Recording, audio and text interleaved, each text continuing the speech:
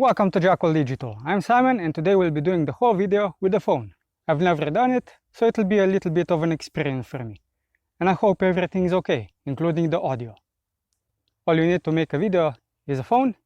This one is an example that I'm not using because it can't run. The second thing that you need is a video editing app. And it also helps if you have a microphone. I have a lapel microphone with, 3 meters of cable. When it comes to the video editing apps, there is a ton of them. I've typed in video editing editor in the Google Play Store, and Video Maker was the first on the list. I tried a few different apps, but I didn't like the free versions of them, so Video Maker is the one I'll use. And when I was going through the apps, I also found out that you can use an app for making intros and outros. So if you want a little bit more professional look, you can use one of those apps to spice up your video. When it comes to the video editing apps, you'll want a few things. You'll want to edit the clip, add music, add sound, change the volume, add transitions, text, icons, and maybe some effects. And most importantly, when exporting, you won't want to have any watermark. And Video Maker fits all those bills in the free version.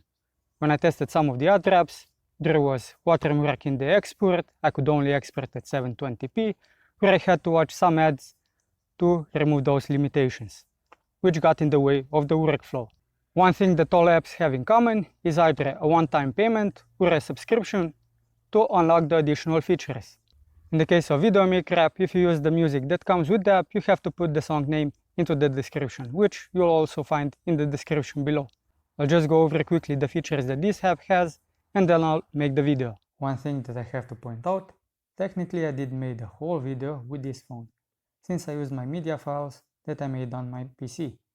But like I mentioned, you have apps to make those, and you can also download YouTube Music to use in your videos, and you can use Canva to make thumbnail images. Of the 4 apps that you can see, I've used Video Maker, so let's take a look at it. When you launch it, you'll want to choose a new project, select the video files that you'll be importing, and then I have my intro and my outro.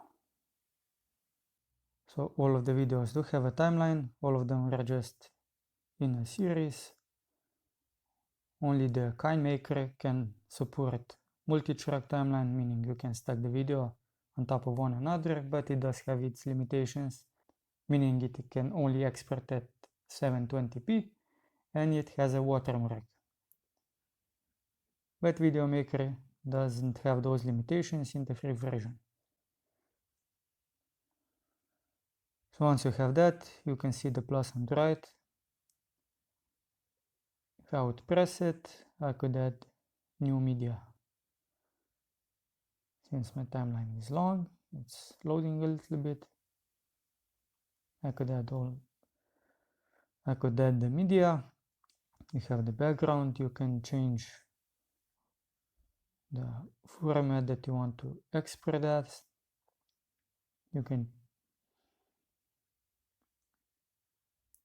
The background, you can see the format that you can export that. You can add music, and if you use one of these musics, you have to copy this text into the description. You can record the voiceover over the video that you edit. Then we have the text that just pops out. You can add stickers. You have some effects. Long press to apply. And you can then play it and go back. An effect is applied. And then you have filters.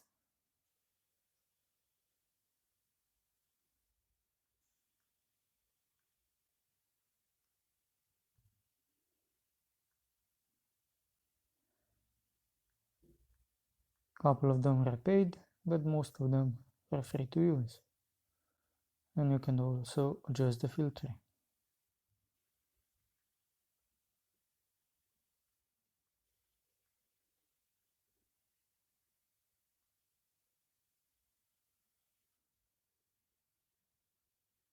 Then you have the transitions. If you don't have any transition, you will see a dash like so. Just select it, select any of the transitions, and you can also change the time.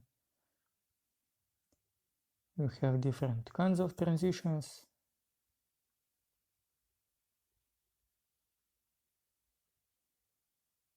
Some of them free, some of them paid. Then you can add the audio. If you click below, add the sounds, some effects.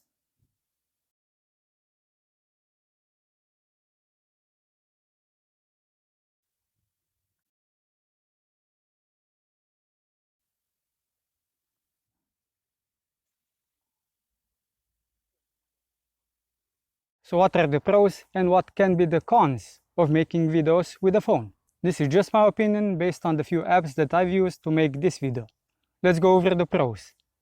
You can make and edit the videos anywhere you want, like outside. You can edit fast-ish, but you have to get used to the app. You have cool built-in effects, although limited depending on the app that you use. You can change the canvas easily to export to different social media. YouTube, Facebook, Instagram, Twitter, TikTok, I know what else is there. And now for the cons. This is mostly phone dependent. The phone screen can be small, the phone can get hot while editing, the battery can run out, and you can run out of storage on the phone. So if the phone is the only thing that you have, you may not be able to back up the videos that you want.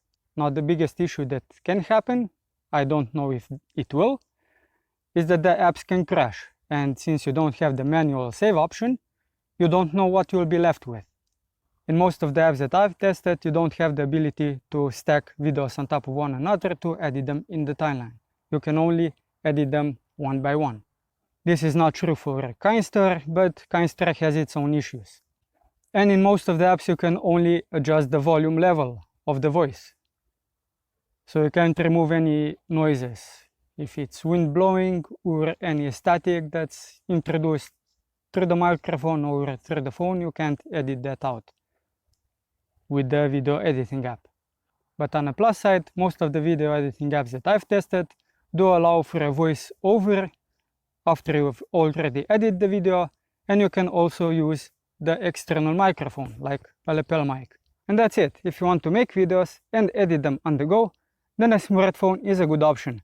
But if you want to edit them on the go and have a better quality, then a laptop is a better way. What kind of laptop? Well, that's a topic for another day. And did you like the change of scenery? I did. And if you found the video helpful, give it a thumbs up, subscribe to my channel, and enable the bell notification icon so don't miss my next video. I'm Simon, and until next time, Jackalls, keep it digital.